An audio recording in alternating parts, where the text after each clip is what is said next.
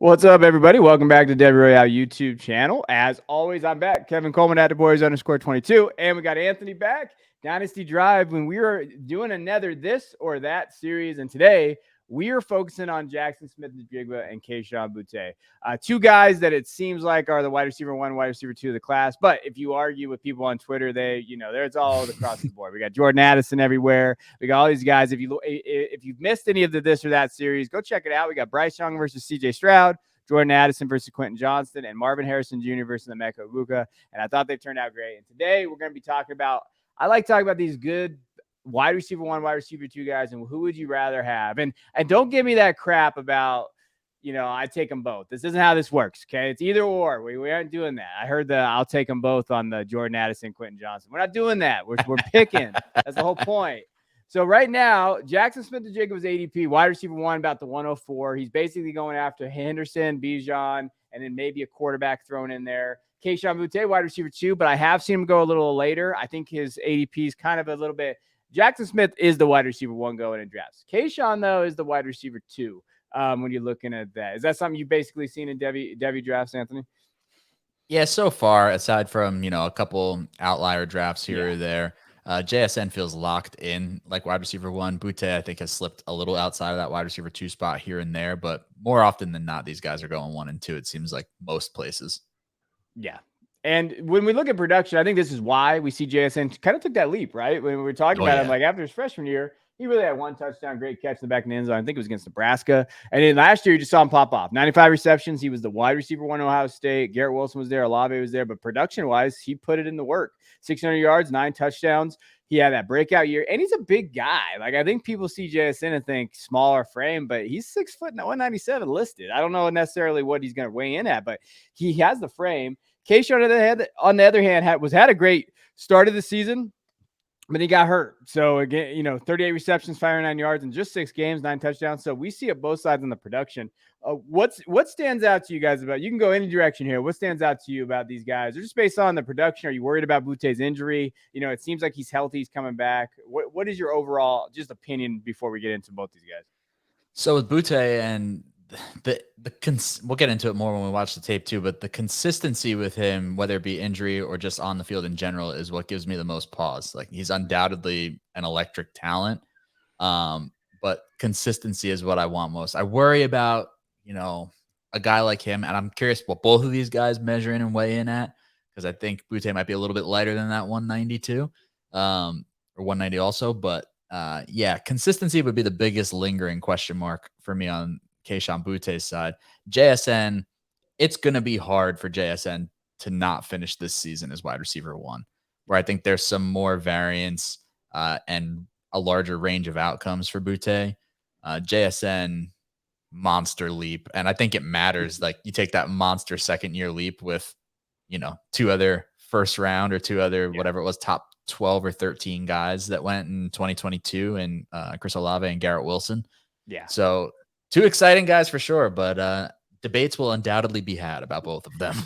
And we're starting today. I mean, they're both right there. Like, and when we think of level of talent, this is the 23 class. These 2 guys are up there. I did have someone ask me about the 23 class. Just in general, they think the wide receiver is down. And what I would say is I think the other portions of this class are so high and up, like the running back class, that we think the wide receiver class is down, but it really isn't. I think it just elevates itself. The running back class is so elevated that the wide receiver class, I think it's kind of underrated. I think there's some good pieces in this room. Agreed. So we're going to do this. We're going to take a look at the film. We're going to start with Jaxon Njigba. We're going to talk about him, and then we'll dive into it. So we'll do a little bit of tail of the tape and talk about it.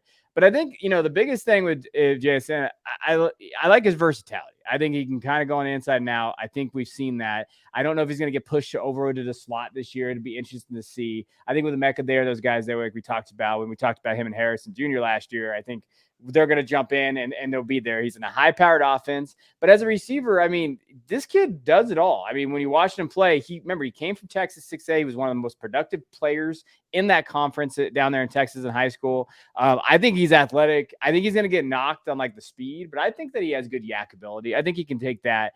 What is your take on JSN just from a receiver profile? Agreed. I think he's got the versatility to play inside and out, and it's not something like where when we talked about Jordan Addison, we talked about him being kind of like a product of the slot, and I don't think that's the Yeah. case with JSN. Like I think he could play the slot, but I think he can just as much play outside.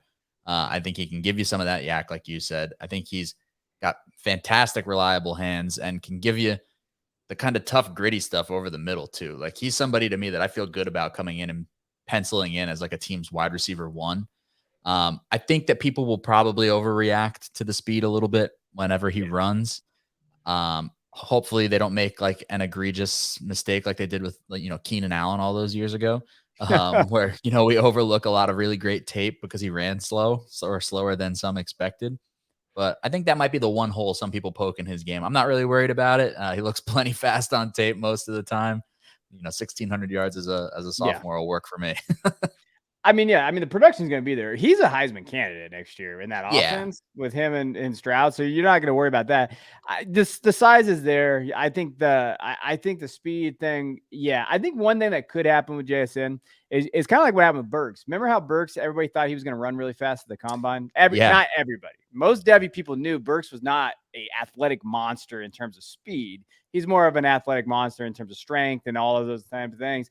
I could see JSN coming in and then maybe running like a 4.5 ish. And then they're like, wait, what is this guy? He's not a 4.3, 4.4 guy. And then maybe we see that dip a little bit, but he's got good tracking ability. And I think his hands, like I know they've mentioned some drops, but that's just because of targets. He gets targeted a lot. So I'm all board. I think JSN is a pretty damn, I don't want to say he's like a perfect prospect, but he's pretty close. Pretty close. Yeah. I think if he runs high 4.4s, low 4.5s, that is no cause for concern at all for a guy. And Because I do wonder, like, when we get to combine time, if he weighs in 200. Like, that's the number I'm curious about. Like, because he looks like a sturdy guy. So I wonder if he weighs in like 195 or like right at 200. If he weighs in like 200 on the dot or 199 or just north or south of 200 and runs 4.51, something like that, some people will freak out and say it's slow, but I'm not worried about that. No, I don't think so either. And I think that his receiving coach Harline was talking about how he's really good at getting open and he's one of the smartest guys in the receiver room. So these are the things that you like to hear because that receiver room is loaded. And they did mention too on a podcast, they were talking to him and they were saying, hey, you have to be good every day because of the talent in this room. So he has that talent every day. He's got to compete. And I think that separates him from these other guys that we're going to talk about. But hey, Kayshon's good too. So let's kind of dive into what do you see with Kayshon? What do you like about him? He's electric, like especially in the open field, and can take, like you're seeing here, take any slant the distance. Like some of that reminds you of, not to scout the helmet, but some old Odell Beckham. Take that slant all the way to the house. But the thing that frustrates me with him is every once in a while you get that same like slant over the middle, and it's like the lapse in hands for a split second. He's got juice though. He can make anybody pay in the open field. He can win deep. Like I said, with him, it's not a question of talent so much. I want the consistency from the hands, and I want to see him hopefully stay healthy this year and hopefully not have, another nagging injury to deal with. I think that, yeah, and he's such an athletic guy. Like, I don't even know if we've seen a ceiling yet as a receiver. I think as an I agree athlete, with that.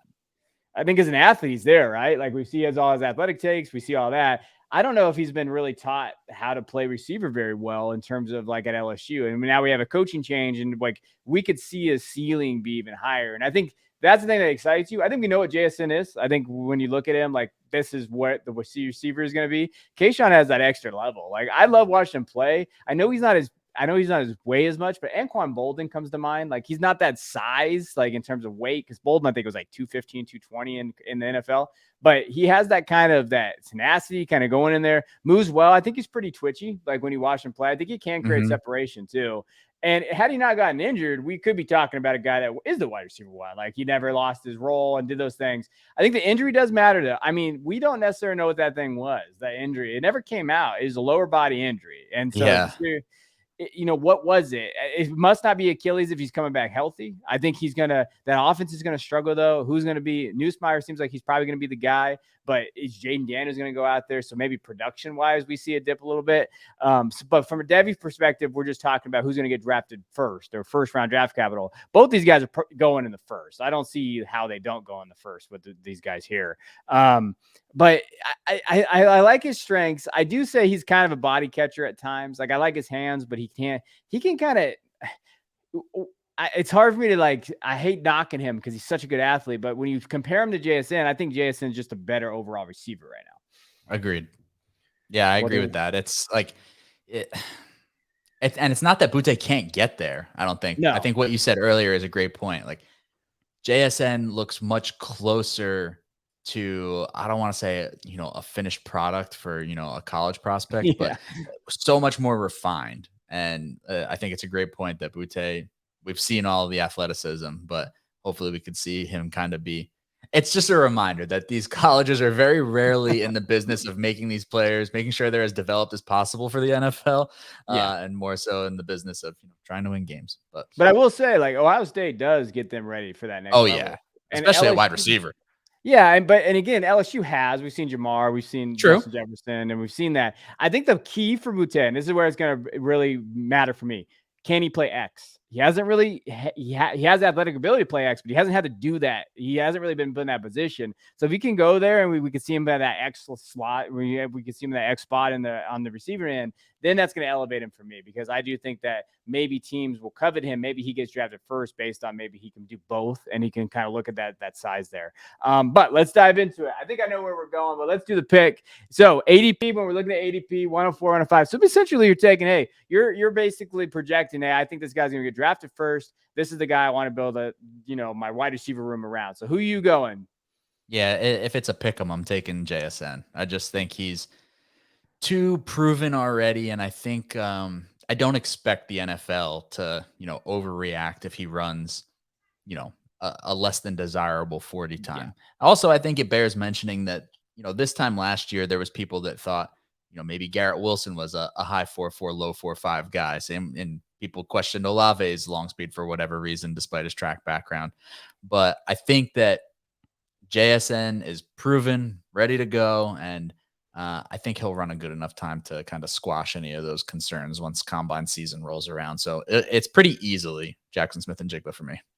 Easily. Oh man. Now that might be where we argue a little bit. I think it's very close. I mean, I understand with JSN. I was going to go JSN too. And before everybody yells at me, I was a JSN truther before it was cool. Last year, I did a video on him and I said he was going to be the wide receiver 2 in that roster. And I got a lot of Olave hate out there.